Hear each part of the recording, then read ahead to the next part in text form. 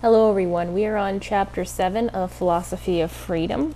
I just wanted to mention, because Steiner's talking about other theories of knowledge such as naive realism and metaphysics,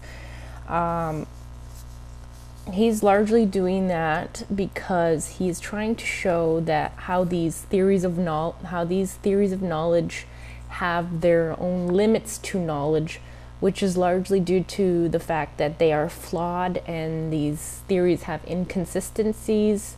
There's also a lot of assumptions and presuppositions that are made in these theories. So that is what he is trying to do in this section where he's talking about other theories of knowledge. So I'm just going to get started on paragraph 25. Metaphysical realism is a contradictory mixture of naive realism and idealism. Its hypothetical forces are imperceptible entities endowed with the qualities of percepts. The metaphysical realist has made up his mind to acknowledge, in addition to the sphere which he is able to know through perception, another sphere for which this means of knowledge fails him and which can only be known by means of thinking.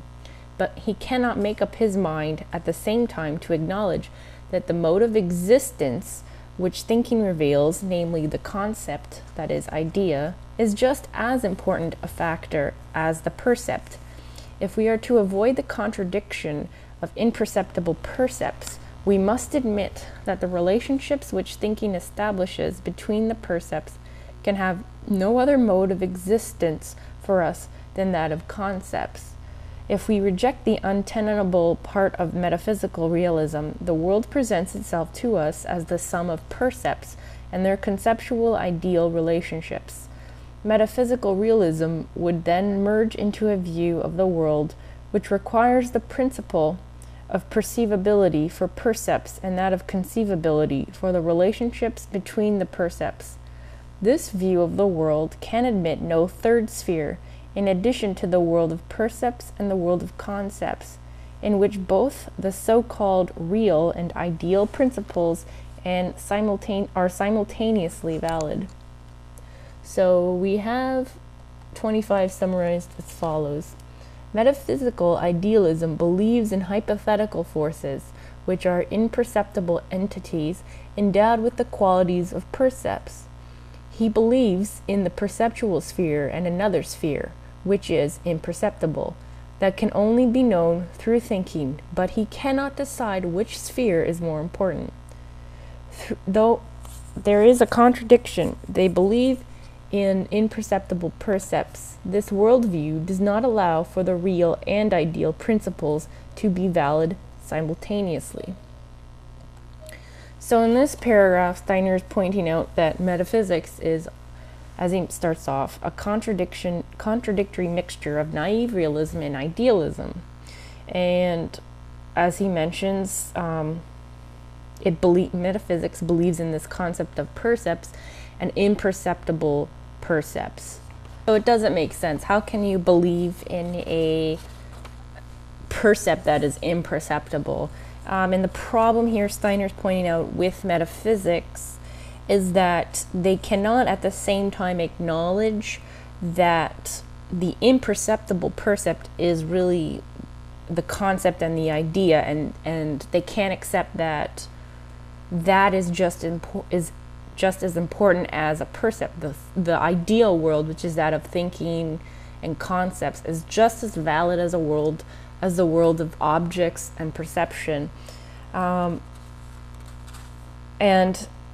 here he points out again, if we are to avoid the contradiction of imperceptible percepts, we must admit that the relationships which thinking establishes between the percepts can have no other mode of existence for us than that of concepts. So again, he's pointing out that we have to acknowledge that concepts are real and need to be accepted and validated. And that because metaphysics isn't willing to do that, it creates a lot of false assumptions, which again creates limits to knowledge. He'll probably go on to explain further about metaphysics. So that's what he's talking about in paragraph 25. So I'm going to move on to paragraph 26. When the metaphysical realist asserts that, besides the ideal relationship between the percept of the object and the percept of the subject, there must also exist a real relationship between the thing in itself of the percept and the thing in itself of the perceptible subject, that is, of the so-called individual spirit. He is basing his assertion on the false assumption of a real process, analogous to the processes in the sense world, but imperceptible. Further, when the metaphysical realist asserts that we enter into a conscious ideal relationship to our world of percepts, but that to the real world we can only have a dynamic force relationship, he repeats the mistake we have already criticized. One can talk of a dynamic relationship only within the world of percepts, in the sphere of the sense of touch, but not outside that world. And 26 was summarized as follows. The metaphysical realist believes that there is the ideal relationship between the percept of the object and the percept of the subject, and also of the thing in itself of the percept and the thing in itself of the subject. This is based on a false assumption. Okay, so in paragraph 26, he is just pointing out how the metaphysical realists again are assuming that there's a real thing in itself of the percept and a thing in itself of the subject, and that's not, for Steiner, not a real process, and so that's imperceptible, and so they're making a large assumption here, and that's not justified.